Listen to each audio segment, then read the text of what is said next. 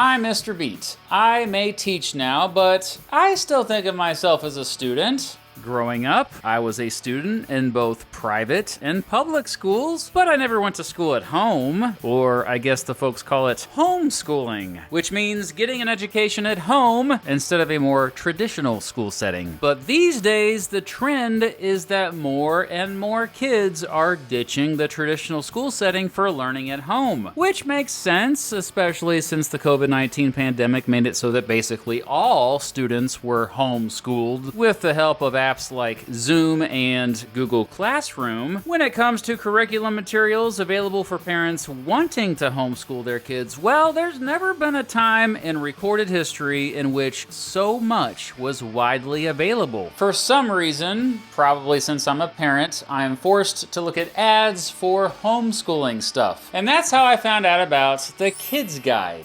At first glance, the Kids Guide is just a series of books, videos, and lessons. Educational stuff meant to help kids learn social studies. According to the Kids Guide's website, they created this educational stuff in response to an overwhelming need to make it fun for kids to learn about the concepts, people, places, and events that drive our nation and our world. From the greatest moments in American history to today's hottest topics, the Kids Guide gives children a deeper understanding than they can get anywhere else. Okay, I guess I can dig that. Most of the stuff seems innocent enough. Here's a guide to stay safe online. Here's another one about entrepreneurship and innovation. There's one about leadership, teamwork, giving and volunteering, the American dream, free markets, America's greatness. Hold up. This is starting to smell like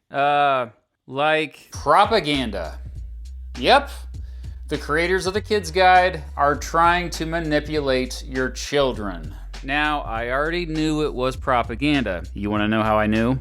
This was the first ad I got about the Kids Guide, and apparently there's a lot of money behind these ads. So much that Fox News has regularly played commercials for them. And that's Mike Huckabee, by the way. He used to be a governor of Arkansas, and he made a strong presidential run back in 2008. His daughter, Sarah Huckabee Sanders, is currently the governor of Arkansas. Oh, nepotism is alive and well. Nice. Anyway, Mike Huckabee helped create the Florida-based company that puts out those kids guides, Everbright Media, and it has spent millions on advertising its religious and educational products. Notably, it also produces a video and book series called Learn Our History. But, those are Pacific Ocean birds, so we must be close to land. Indeed I am. I'm about to issue a new and final version of my Emancipation Proclamation. Oh goodness, that's kind of creepy. According to the Learn Our History website, the videos feature a group of time-traveling history students who go back in time, well, that's redundant, to see U.S. history in the making. It goes on to explain that the lessons are, quote, positive, patriotic, and unbiased. Unbiased my butt. Nothing nor no one is unbiased, myself included. Oh, and they sell DVDs for $21 each. What the heck? Yeah, I should also say that there have been a bunch of customer complaints about Everbright Media products. Many say Everbright has been misleading with how it has promoted its kids guides in particular. It has promoted them as free, and yet parents have complained that nothing about them at all was free. Getting the, quote, free item meant automatically signing up for their $22 per month subscriptions, complete with an automatic renewal payment plan, without them even knowing about it. Parents have also complained that it was difficult to cancel once they found out they were subscribed. Others have complained that the orders took longer than expected to arrive. Some of your tax dollars have also supported Everbright Media. In 2020, using COVID-19 pandemic relief money from the federal government, the Education Department of Arkansas gave Everbright Media $245,300 to provide the Kids Guide to the Coronavirus to schools across the state. This despite the Centers for Disease Control already providing lots of free information about the COVID-19 pandemic to children. I thought about subscribing to the Kids Guide, but honestly, I was a little bit afraid of getting ripped off myself. Fortunately for me, Flossed in Paradise, as he is known on the internet, reached out to me and loaned me a copy of one of them, The Kids Guide to The Kids Guide to Fighting Socialism. And so I checked it out recently. I'm not joking, that's the actual book. I checked it out recently on a live Twitch stream, and so we're gonna be watching clips of that. And a shout out to Flossed in Paradise. Thank you for loaning this to me. It actually took 2 streams to cover all the misleading information I found in the book. Yeah, that's how much misinformation there was. Don't get me wrong, I'm generally not a fan of socialism, but come on. We shouldn't be teaching our kids what to think, but how to think. The thing about public schools, though, is like, yeah, you might be getting indoctrination from a teacher. Sure, I'll give you that. However, they also have, like, especially in middle school and high school, they have several different teachers. They're getting all kinds of different perspectives. They're rarely with a teacher more than 45 minutes to an hour and a half a day. Being a teacher for 12 years, being a parent of an 11-year-old and an 8-year-old right now. Parents and teachers are not who kids listen to after a certain point. Like, even my 8-year-old is like starting to get too cool for me. Definitely my 11-year-old. Like, my girls don't think I'm cool at all. They don't watch my stuff. They think I'm lame. It's perfectly normal. Kids are more likely to listen to their peers than parents or teachers. Still, many parents out there are doing their very best to indoctrinate their kids, and hundreds of thousands have bought these kids guides, apparently. I'm really curious as to what they think socialism actually is, because we get different definitions of that all the time. As I pointed out in my own video about socialism, when I try to make a video just defining it, it was such a pain in the butt, you know? Okay, so here are the first 2 pages. Socialism is a belief system that says the government should control property and businesses. So that's their definition. And here's the glossary, which is, in my opinion, the most important part. Socialism, an economic system where people aren't allowed to own property and where the government controls how money is made and spent. Nope, that is not true. So they think it's a belief system. That's not true. It's considered typically an economic system or political system. I would say communism is more in line with that definition. Here's a definition that's probably more accurate from that video I made that I mentioned earlier. Number 1, a theory or system of social organization that advocates the vesting of the ownership and control of the means of production and distribution of capital, land, etc. in the community as a whole. Number 2, procedure or practice in accordance with this theory. And number 3, in Marxist theory, the stage following capitalism and the transition of a society to communism, characterized by the imperfect implementation of collectivist principles. That third definition is the historical definition of socialism, and often leads to even more confusion about what socialism actually means. Marxist theory? Yeah, socialism, even though it had origins throughout human history, was first articulated by 2 dudes named Karl Marx and Friedrich Engels.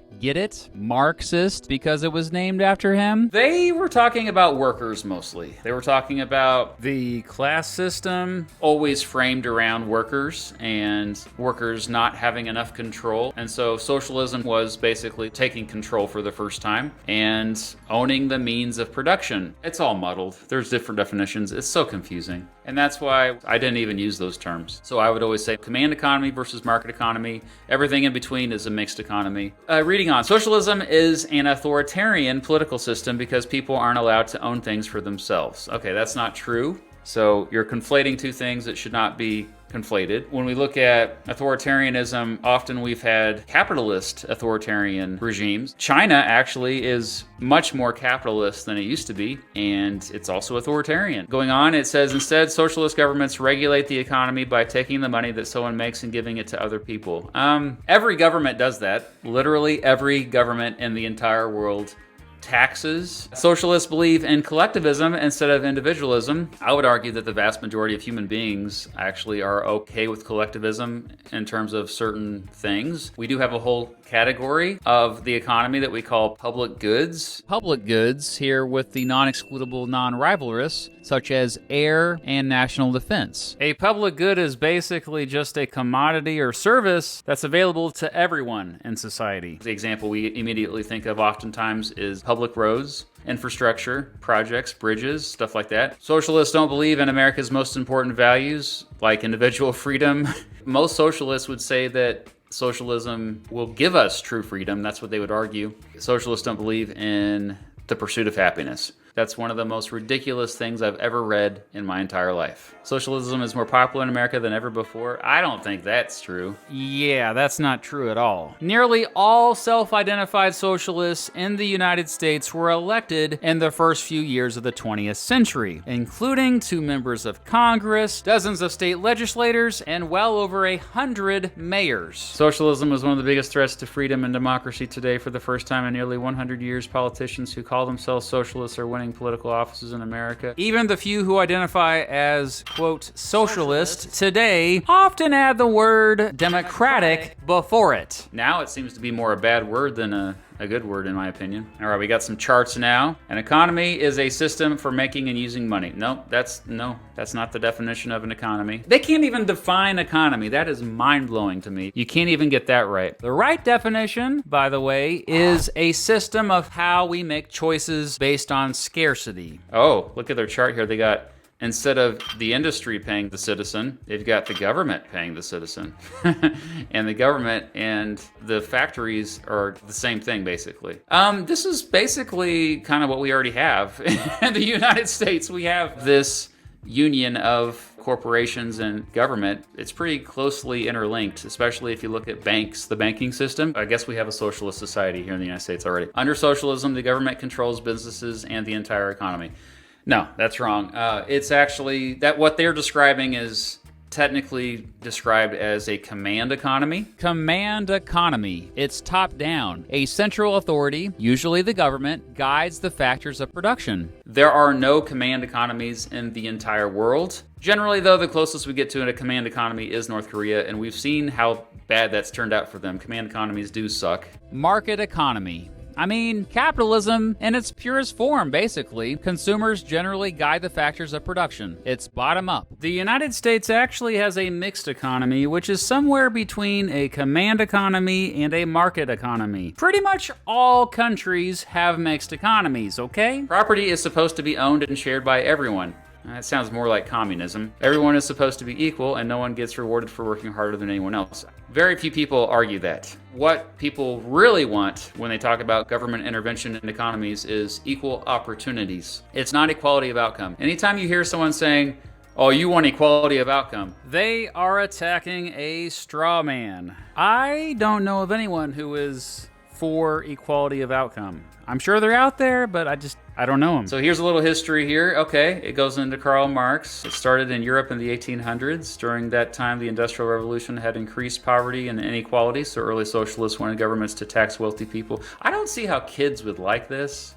I think they would be bored and confused reading this. Socialism destroys people's motivation to work, and as a result, everyone ends up with less. I would argue that 95% of people are highly motivated to work. Does that mean that their work is something that will earn them much money in our current economy?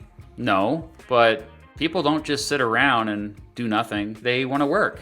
They want to produce, they want to contribute to society, they want to have a meaningful role in some kind of community, and to do that, they often have to produce something. And when they find that their peers, their fellow members of the community, enjoy what they produce, That's a huge dopamine hit, man. That's worth living for. The Pilgrims found this out the hard way at their Plymouth colony, where they originally tried to share all property. Since they didn't have the free market or its promise of a reward for hard work, people just didn't work as hard. Even though they needed to eat just as much, they grew far fewer crops, which led to famine, where people starved to death. The reason why they were starving is because they didn't know what they were doing.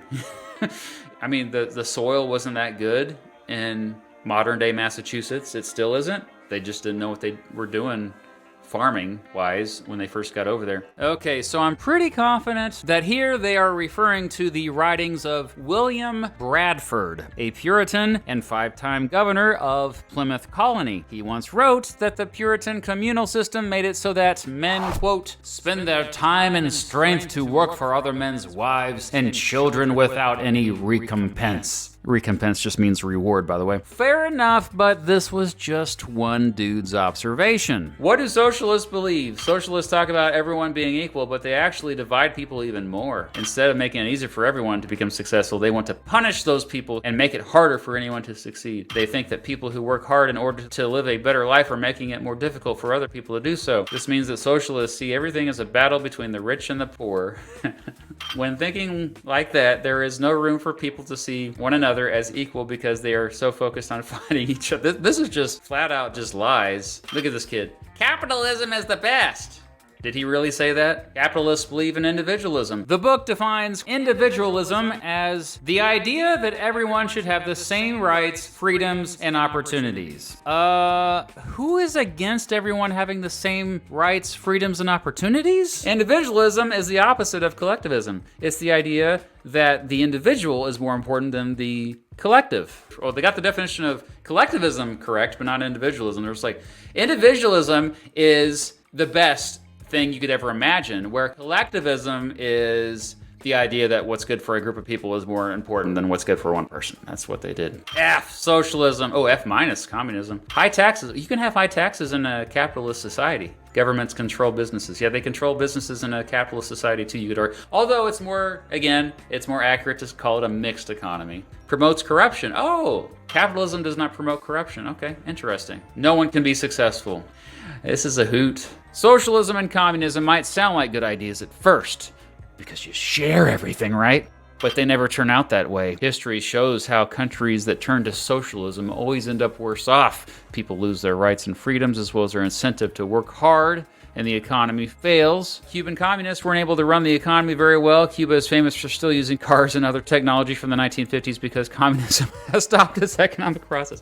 Okay, well, there's also embargoes. The United States does not have much trade at all with Cuba. For many years, it had no trade with Cuba, and that really hurt them tremendously. That's what also hurts Iran today, by the way, not being able to trade with us. This is a great example of how socialism and communism take away people's incentive to work hard and be creative, making life worse for everyone. I mean, people work hard in Cuba. I mean, they're extremely creative there in Cuba because of the embargo, what they've been able to accomplish. Who knows where they got this picture? Socialism, an unfree system. It conflates socialism with authoritarianism and then says the opposite of socialism is capitalism, which I assume conflates with complete freedom with everything, right? Which, you know, in the United States, a lot of things are illegal. Socialist or capitalist. Socialists sometimes use European countries like Denmark or Sweden as examples of successful socialist countries. The problem is that they're not actually socialist countries. Okay, good. It's very easy for people to start businesses in those countries. Exactly. Doing business in these countries is extremely easy. They have free markets. Okay, where are they? Are they trying to get us to be more like Denmark or Sweden? They do have high taxes and welfare programs, but these are different from what most socialists want, since they don't try to divide people into classes like rich and poor or try to stop people from owning things. They're just saying socialists believe something that they don't. You have to bring up class if you want to have welfare programs. That's like, how do you even solve the problem if you don't diagnose it properly before? So why socialism doesn't work? No. That picture there of that kid, he's taking a nap. He never knew that this picture would be used for this book.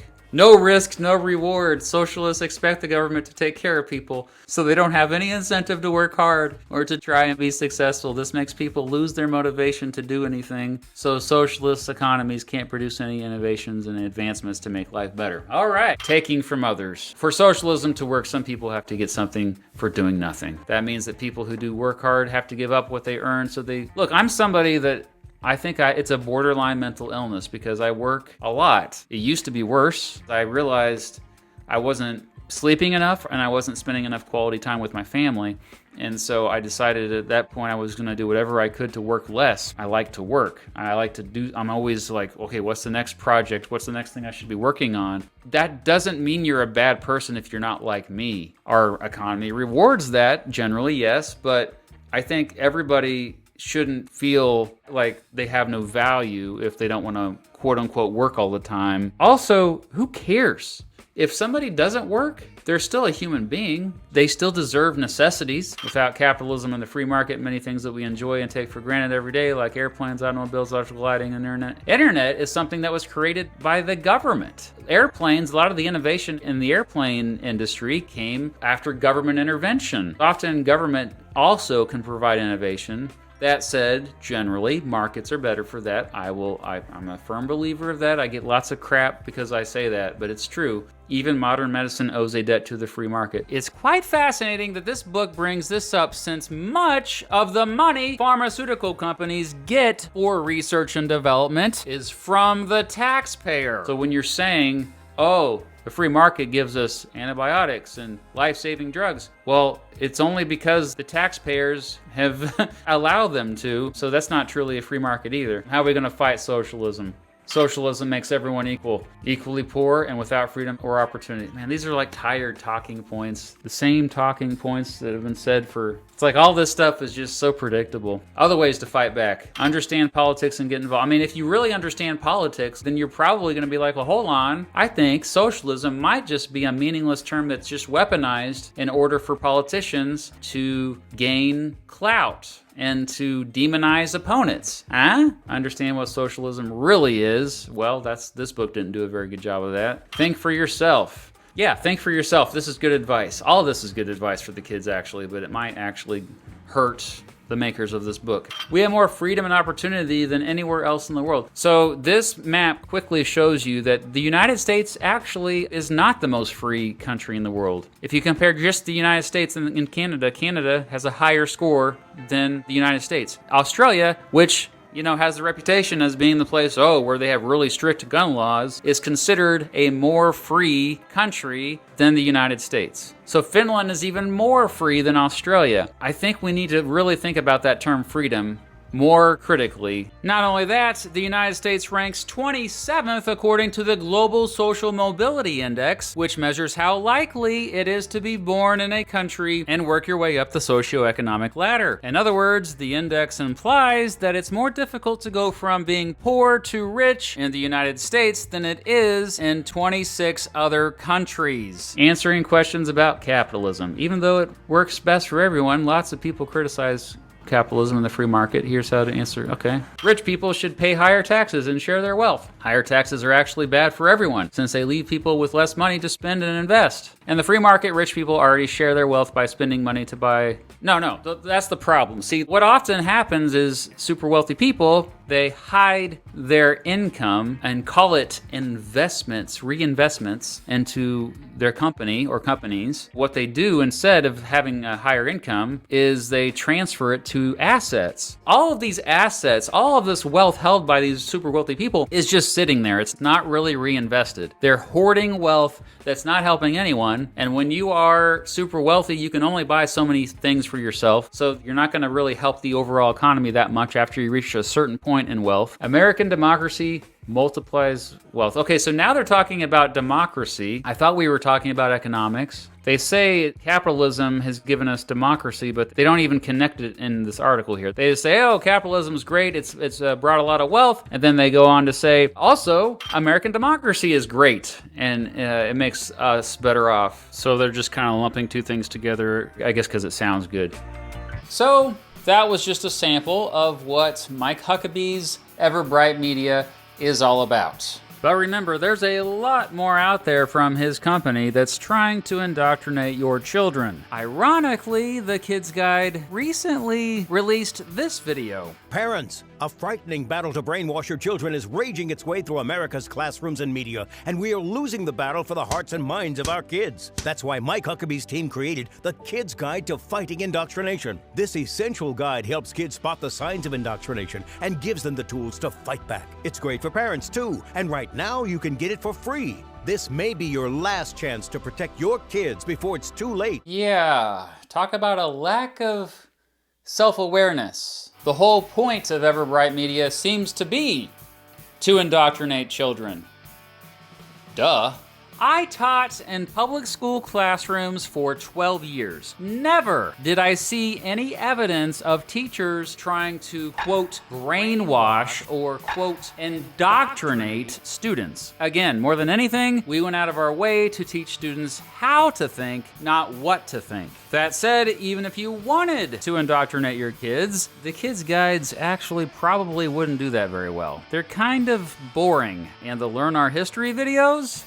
Yeah, they're a bit creepy, man. Regardless, according to the Learn Our History website, they've helped more than 500,000 families learn U.S. history, which brings me to why I made this video. A lot of poor folks out there have been duped into buying this crap. This crap that in fact only distorts American history and makes it more confusing. Save your money and just check out all the free educational videos that are already online, like on the platform you're watching right now. Education, not indoctrination.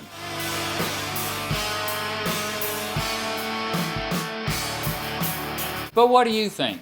Was I too harsh on Everbright Media? Mike Huckabee does seem like a nice guy, and I must admit the non-political stuff does seem harmless. Wait a second. Am I trying to indoctrinate you?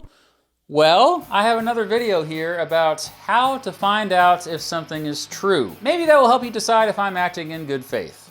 Thanks for watching.